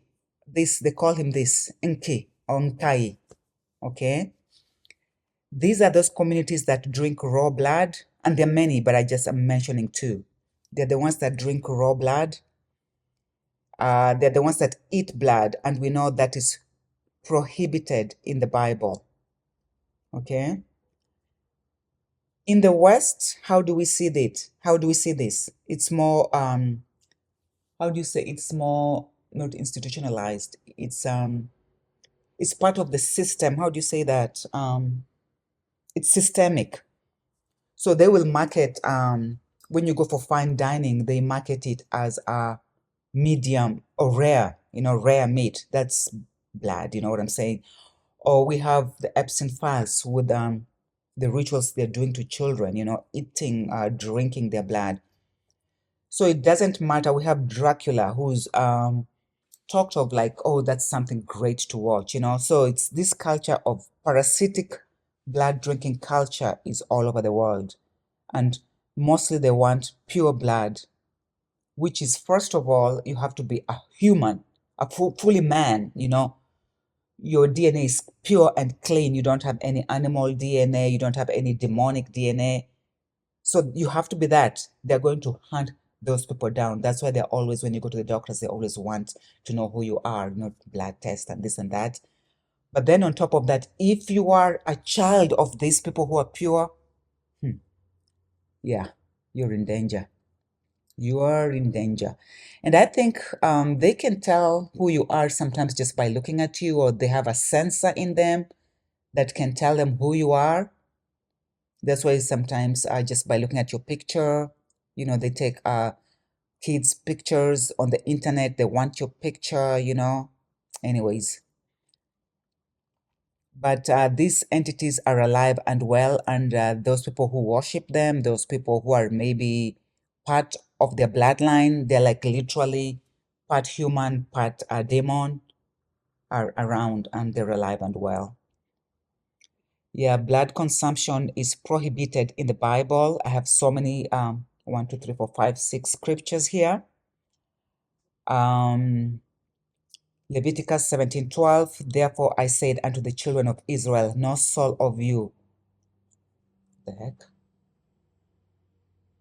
No soul of you shall eat blood, neither shall any stranger that sojourneth among you eat blood.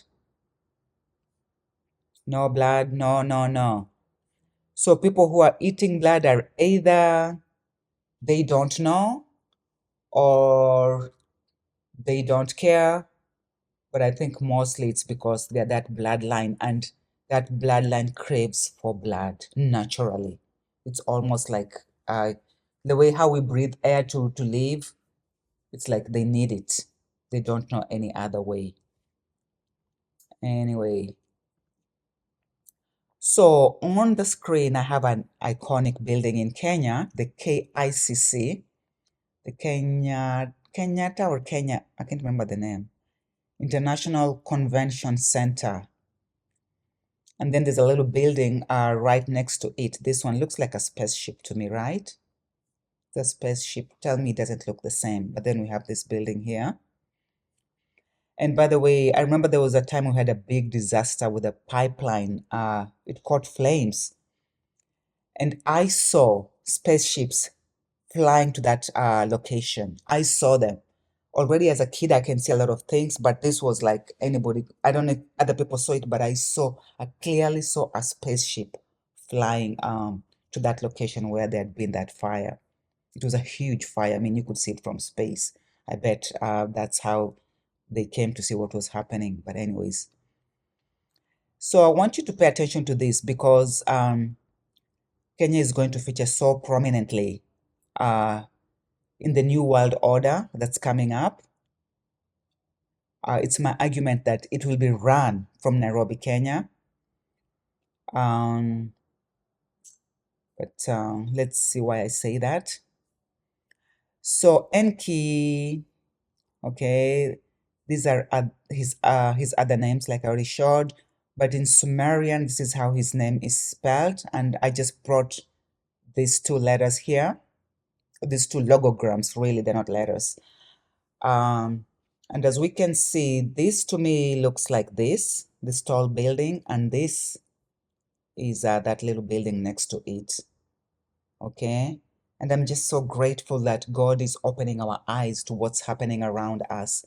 So this building, this is iconic, is honoring Enki. This building literally is honoring Enki.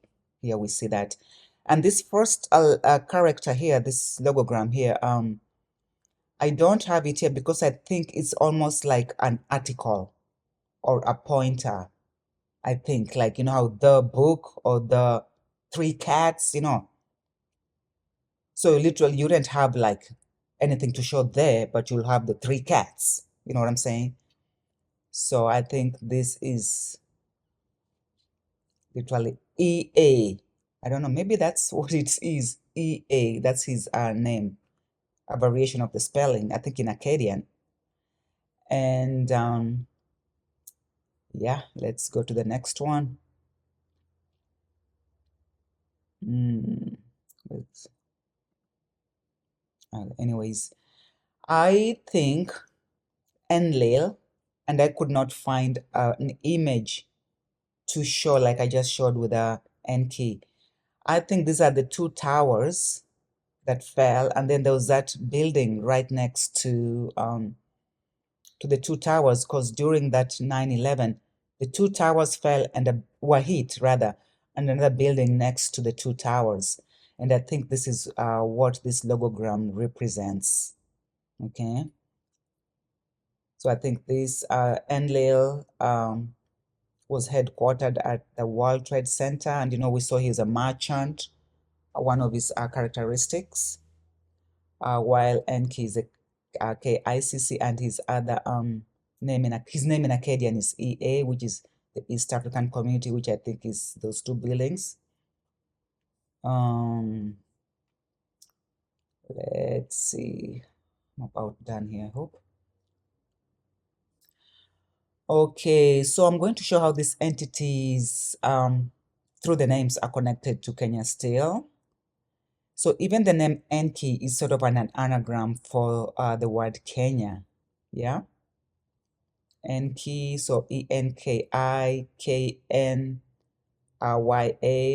Sometimes Kenya is spelled like KENIA. So you can see Enki, KENI, and then there's an A.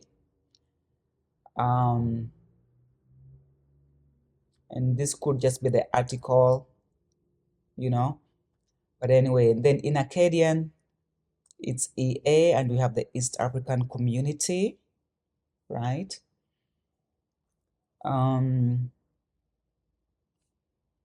So Enlil was the patron of Nibiru, which is a city-state. I think Nibiru, which is Nibiru, which is Nibiru, is Nairobi.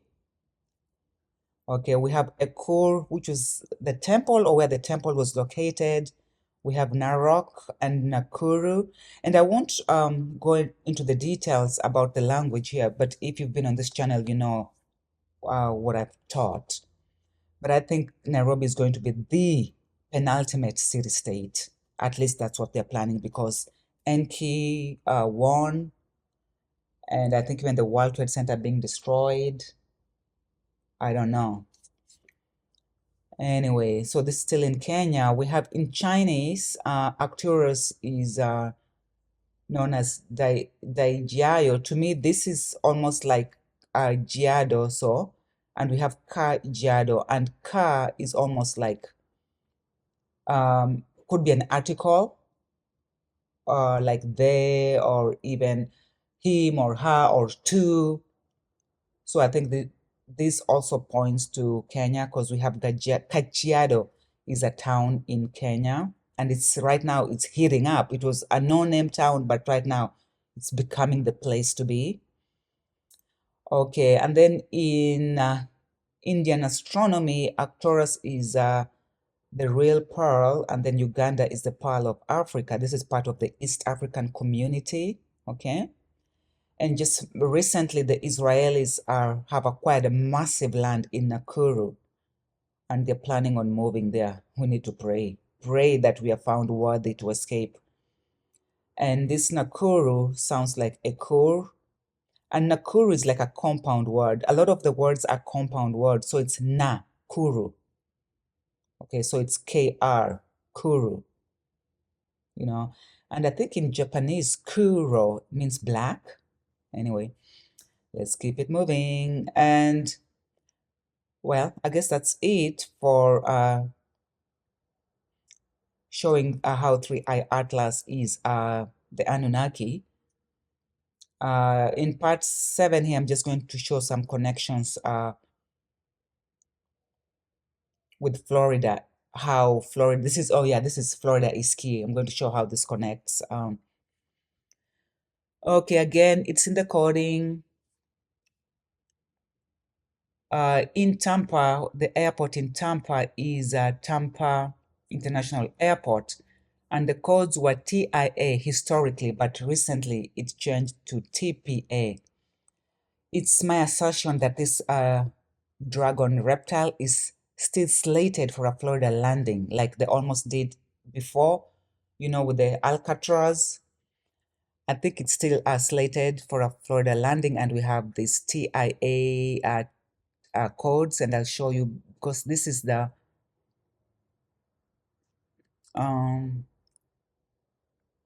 so that Tampa International Airport, the TIA ties in with the 3IAtlas, 3IAtlas, TIA, we get TIA. Just as a by the way, the secret society is headquartered in Tampa, so that says something of Tampa. So they have their guards already there. And then there's other rituals involving these codes that I'll just show you in a bit here. And this airport is on the west coast or the Gulf Coast of Florida, which has been recently designated as a Gulf of America. It used to be the Gulf Coast, but now it's the Gulf of America. Okay, at a glance, the Tampa Airport is one of the largest airfields in the United States. It was opened in 1971, and it was the first of its kind. The airside terminal was one of the first of its kind. This airport is located near water, and I think I've said this before, like descending into that airport, it's such a, it, for me, and I've traveled a lot, it has to be one of the most beautiful landings. It's always, like, I always want to fly into Tampa during the day so I can just see how pretty it looks. But we see here it's one of the largest, so there's a reason why it is. It was opened in 71, I guess just the 7 code, and then the first of its kind, so it was planned out, it's for a reason. This airport lies on a line that divides Florida into north and south. And like I've said before, I think part of Florida, the southern part, will be uninhabitable when this catastrophe hits. Okay. It is one of the largest airports, spanning 3,300 acres. So we have that, the 33 coding there again.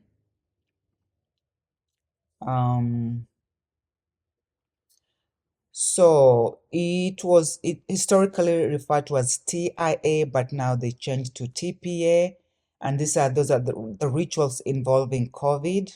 During COVID, there was a rush for toilet paper. Toilet paper is TP, and that is 216. And vowels can be eliminated. So we see this. One can make the argument that the COVID was part ritual for Florida, but all these rituals are for the Anunnaki to come back, really. And this ties in, and this happened in 2020, I think, yeah. And this ties into the TPUSA, yeah.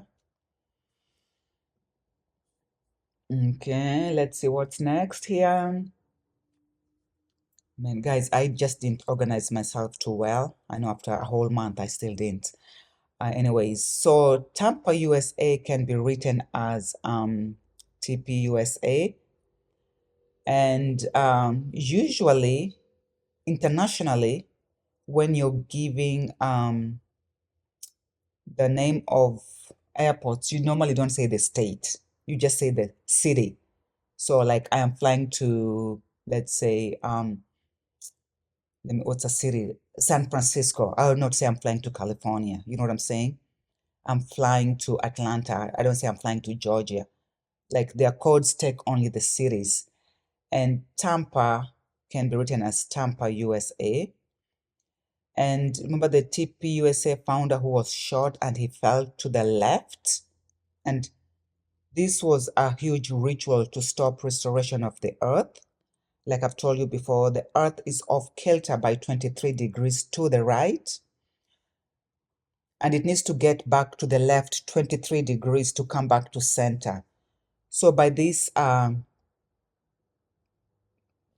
falling to the left and way off to the left, it was a negative programming into the correction of the earth, because this correction will eventually have to happen. That is part of the restoration of the kingdom. Yeah, this is it. So this is the obliquity. This needs to come back front and center to align.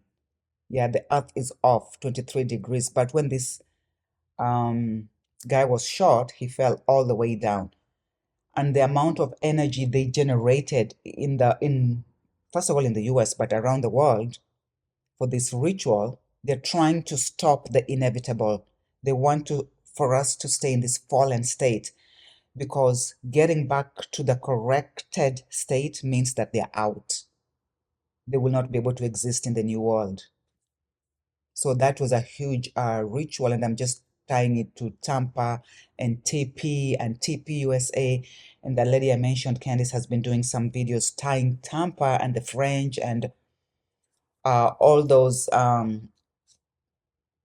people, with that city as well. Anyways, more about the TP, 3IAtlas, TIA.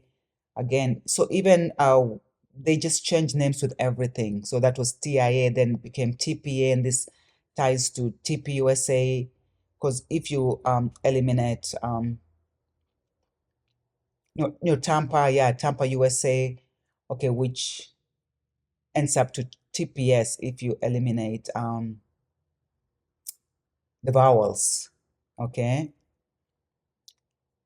In the St. Petersburg Tampa Airport Line, SPT. So this was like in 1914, they already had this code going, okay? Already they had this code going in 1914. The Tampa Bay area is really, it's two major cities, Tampa and St. Petersburg, and St. Petersburg is the older city, but Tampa Bay is now what people know it as. So they had the St. Petersburg Tampa Airport line was the first scheduled airline in the US using a fixed-wing aircraft. The airline provided service between St. Petersburg, Florida, and neighboring Tampa across Tampa Bay by a distance, it's only 23 miles, yeah, which is 37 kilometers. Again, the 37, the 7. And it was a service from January to May, literally for only 5 months. But so the SPT, these codings, they mean something to them. A fixed wing aircraft. Icarus, he built wings. Of course, he had fixed wings, and I can't remember. But when he went close to the sun, they melted and he fell into the ocean. But now we see 3IAtlas was hovering around the sun, so they were showing off that they're not going to fall off again into the ocean. You know what I'm saying? And these entities, I think, are signaling that they're coming back to Earth and they're ready to return. And it is no wonder that the government has registered two domains, alien.gov and aliens.gov, and this was registered on March 17th. Okay, again, the 1-7. Okay, so they registered these two domains. So these entities are really coming back, and they're preparing for them. This was a fixed wing aircraft. And St. Pete, Tampa can be written at St. Pete, Tampa. With the reduction, we get STP, which is TPS. So it's TPS, SPT, TPS. So you'll find that all these TIA, ARC, like for the Arcturus, TPS, SPT, they are all connected if you went further into breaking them down. Just a little bit of the TPS code was that when Trump and even Obama, they were dealing with this TPS, and even Biden with the temporary protected status. The acronym for that is TPS. So I don't know how this will work, but they invoke these codes, or this, I call them tokens, and it almost seems like the more tokens you have, the more they're winning. And we need to start rebuking these things. We need to realize what they're doing and rebuke them. Or one way we can fight this is find something glorifying to God that has TPS as an acronym. Okay, I can think of one right now, but so that is your TPS. That's glorifying your God. So they're doing their shenanigans to their entities. Now you're using the same letters to glorify your God. Okay. Another connection with Florida is that the 3IAtlas, which is Arcturus, is in the Bootes constellation, and the word Bootes and boot is a homophone, and Florida, upside down, at least depending on where you are, looks like a boot. So I think that connects it there. And in popular culture, so I think that Tartaria, or that Tartarian tech, is 3IAtlas is Anunnaki tech, and we have adherents to Tartaria conspiracy theory propose that demolished buildings such as the Singer Building, the original New York Penn Station, and the temporary grounds of the 1915 World's Fair in San Francisco were actually the buildings of a vast empire based in Tartary that has been suppressed from history. It's not conspiracy. They are correct. Arcturus light was employed in the mechanism to open 1933. We saw that Chicago World Fair.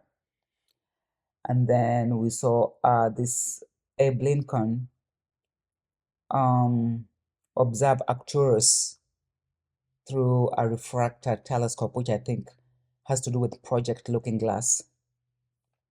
Okay.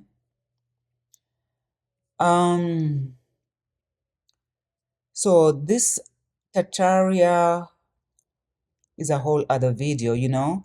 Satan, 2 Corinthians 11:14 says, and no marvel, for Satan himself is transformed into an angel of light. He transforms himself into an angel of light. What does that mean? It means that he transforms, if he could transform himself, physical self, into an angel of light, but I think it also means that he transforms himself into an angel of light, like how you can say somebody transforms themselves into a teacher or a carpenter. You know what I'm saying? So they go about building stuff. So I think this entity builds, he becomes an angel of light because he has built, like, let's say, for example, Tartaria, which is a city of lights. You know what I'm saying? It's all about technology, obviously. We know that because we know about AI. And I will do another video on Tartaria. I don't think it's what people think it is. Yeah. I'm just gonna say it anyways. I personally think Tartaria was smart city, like the ones they're trying to build now. But anyways, so Enlil is a patron god of farmers and agriculture. Okay, the palace. So this is again 1915. They had that big earthquake. I think God destroyed that place because just like the Atlantis was destroyed, like all these Tartaria cities are being destroyed by God. That is my theory. Okay, because they are worshiping the wrong entity, the false light. Anyway, so this horticulture building palace was built just in 1915. I think this palace was built to honor this entity, and I argue that many other palaces around the world are for these entities, and I think these entities in a transformed way show up in these palaces. They're stuck in a loop. They're regrouping again. Okay, some more rituals with the TIA. Trump's ear. Okay.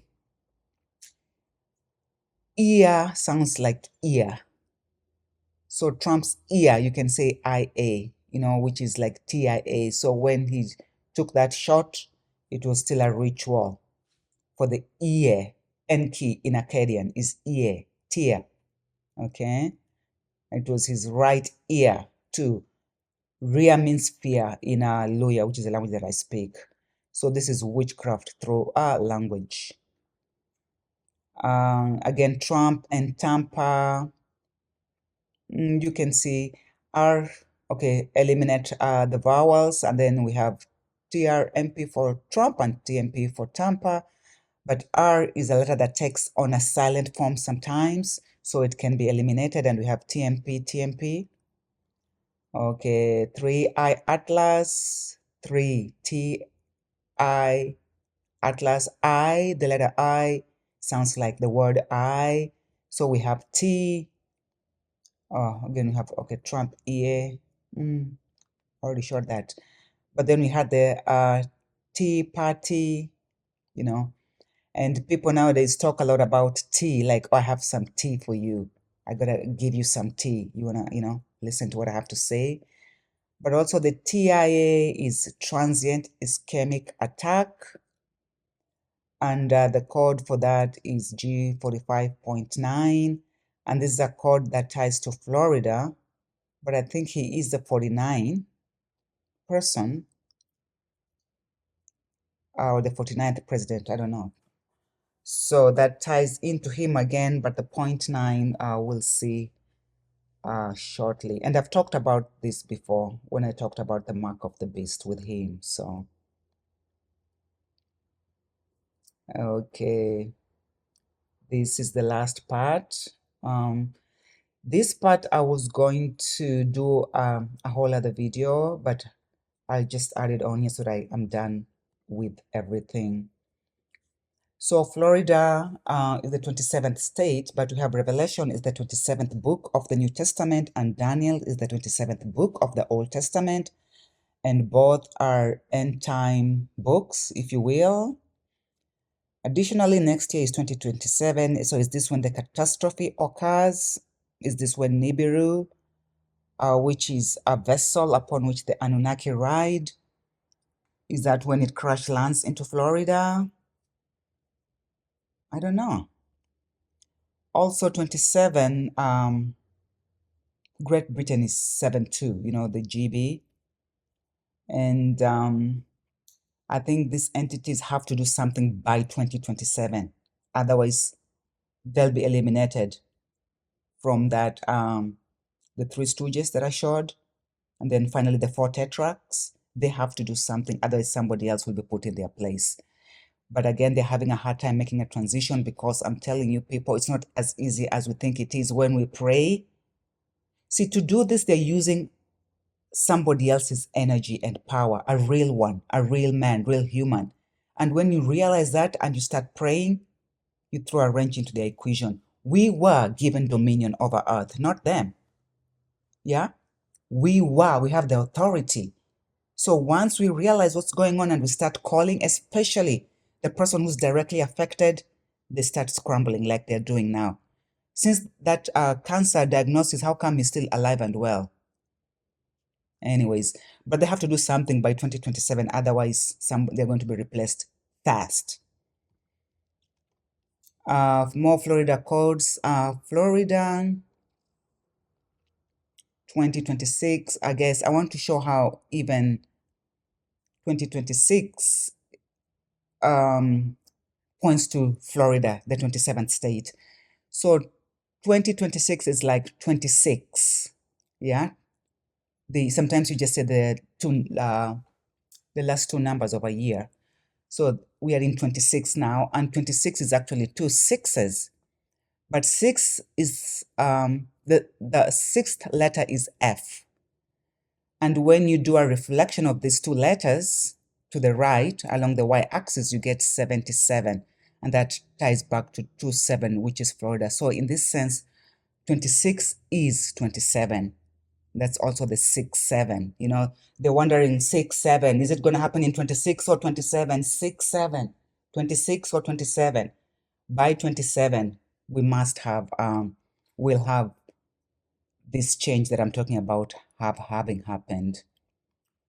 Okay, I don't know why I put this 70 AD collapse of Jerusalem. I forgot.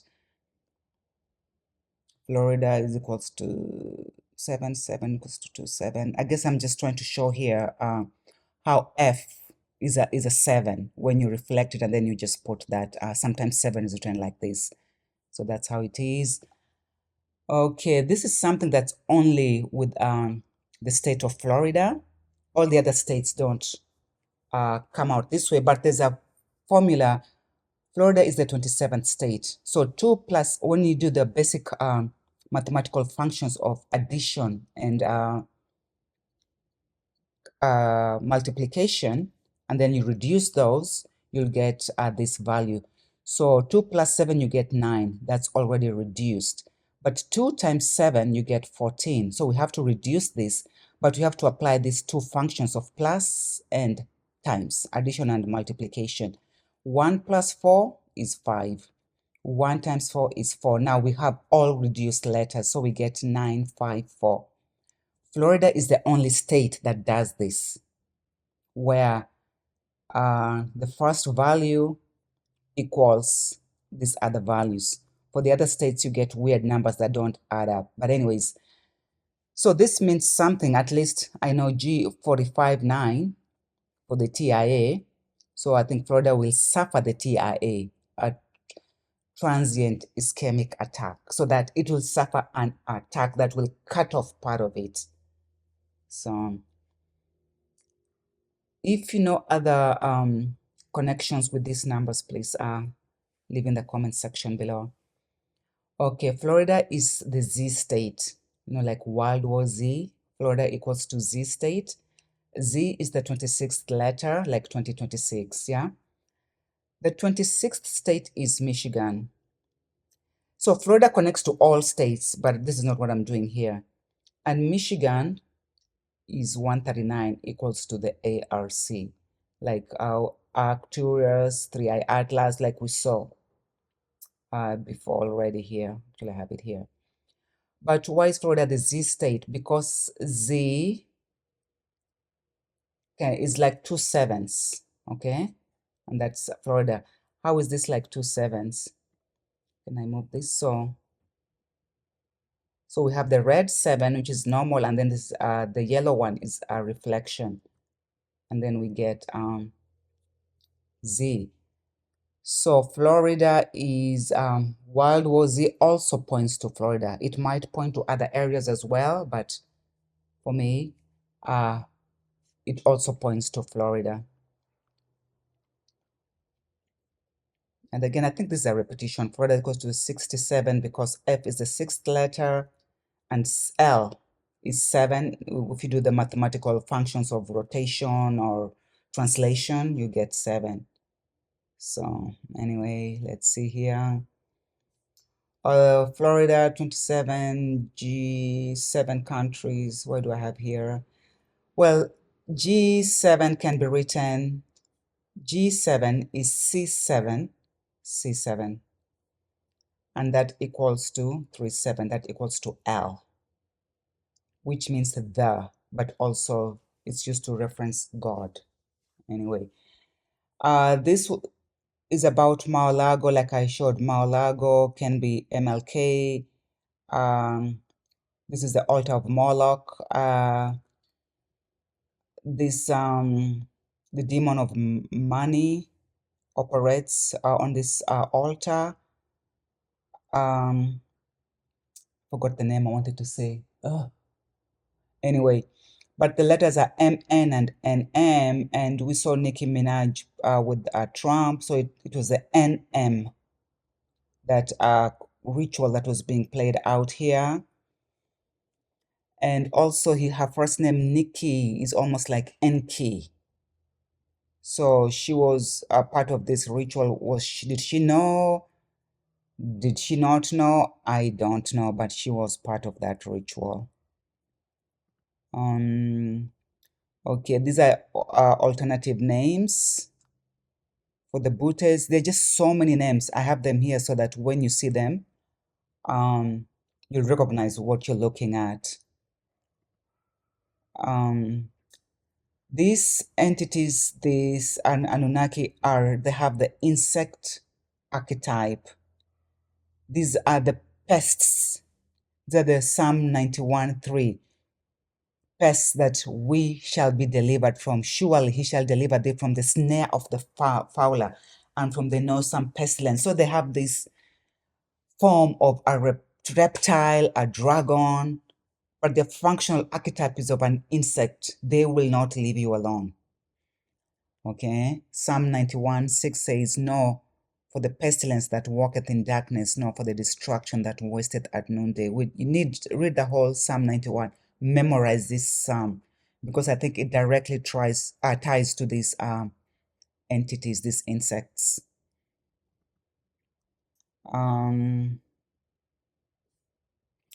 Well, I think I've come to the end. I'm grateful to the knowledge that has increased in these times. At least we are aware. I think we are getting into the age where we are getting to the singularity, where the confusion is really going to be bad and people are going to be misled a lot. And I know that because already people think Tartarian as people are bragging that we built Tartaria, they think it's a legit civilization, but no, I know it's not. And they're going to come up with such technology again, and people are going to think like, oh, that has to be from the true God, and that won't be the case. That won't be it, but people won't know, because first of all, we are marrying these people, we are living with these people, we are working with these people. They've changed their names, they've learned how to be human so much that it's hard to pick them out. You know what I'm saying? They're preaching the Bible, they're working out miracles, so we need to our discernment needs to be tip top. We need to work on that. Fallen angels, in summary, this is almost the end. Fallen angels are the gray aliens. They have so many aliases. These are the metallic entities, meteorology, metallurgy, it's the same people. They lost their luster when they transgressed. God took away their similitude and clipped their wings. So they're really, in essence, ugly, scary entities. And it is for us to stay away from them, to avoid them. But they've learned this camo, the art of camouflage. But when the veil is lifted, some will be exposed, but others will still be able to be camouflaged, okay? They hated that man who is lesser than them was given dominion and authority, okay? So despite being the new kids on the block, we own this, we don't own it, but we have authority over this earth. We are made in God's image. I don't know, angels were not made in God's image, okay? They might be able to take on the form of man, but they were not made in God's image. It's expressly stated that we are made in God's image. So these entities refuse to accept this fact. And of course, they have vowed to rule or destroy mankind, okay, to get at God. These entities still possess certain characteristics. Read Ezekiel 1. They still have certain characteristics they can display, but they've been stripped of their glory. Remember, all that glitters is not gold. It's clear that these meteors, meteorites, comets, and fallen angels, asteroids are all demoniacs. Public and scientific policy and practices like the sequestration of carbon dioxide, the carbon footprint, ozone layers, spraying the skies is all an effort to create a favorable environment so that these entities don't combust before they reach Earth. What is happening is that they are combusting due to a reaction of, they are metallic beings. They have heavy metals in them. So they're combusting because the atmosphere is not favorable to them before they reach Earth. So when you talk about things like Iron Man, they're not just making those things up because they're made of metal, a lot of iron, but also the Burning Man festival, they're talking about themselves. When these entities start filling Earth, remember that these are the same entities that beguiled Eve and tempted man out of the Garden of Eden, and all those benefits, we lost them. Now we have to work our way back. Thank you for the sacrifice of Jesus Christ of Nazareth on the cross. We are redeemed by the blood of the Lamb. That blood, we need to be warned and prepared, because they're going to initially land here with that same charm offensive that took us out of Eden. They will create a great destruction that will cause the falling away. Okay, so this destruction plus their rituals, they're in overdrive, ritual overdrive right now. They will create something like a Tartaria, and many will fall for it. They will promise redemption and relief out of the chaos that they have created, and people will get desperate, like it says in Revelation 12. No, I can't remember the book. I think it says where even the most, well, let me keep on going. Well, as they beguile people, it will appear as if God himself has sanctioned their actions. Sometimes you get so desperate that no matter what shows up, you fall for it because you're so desperate for help. Sometimes you don't even care to think where it came from, and we will probably get there so that people will unwittingly fall for their demonic plot. Many who don't have discernment will fall for this, but remember the Bible says that even the most elect, will be deceived. This is the verse I was looking for. That is in Matthew, here, 24, right in front of my face. I didn't even see it. Yeah, even, for there shall arise false Christs and false prophets, and shall show great signs and wonders, insomuch that if it were possible, they shall deceive the very elect. That's what's coming. And this is when the great falling will occur. Because a lot of people will be deceived. They'll just fall away of their own volition. Because they're not rooted in the Word of God. We must not stop praying. We must not stop calling on the name of Jesus Christ. They hate that name. And just the name alone, in true spirit, drives them away. They literally glitch when that name is mentioned. I know people have an issue with that name, but for me, it's been proven to me over and over that that is the name to call. And I can do a video on that and show you how that is the name. And I'm scared that people are throwing out the baby with the bathwater. Oh, because of what has happened. No, you need to examine everything and be sure before you start making these blanket statements. Like English is the devil's language. Just because he uses it doesn't mean it's his language. English is our language. Okay. Oh, Jesus, that name, there was no J. That is not even an argument. So what? There was no J. It's like saying, oh, my grandma didn't use a cane when I remember her when she was 20. Now she's using a cane at 120. Oh, I can't accept that. Let's get smart. Let's get real. Okay.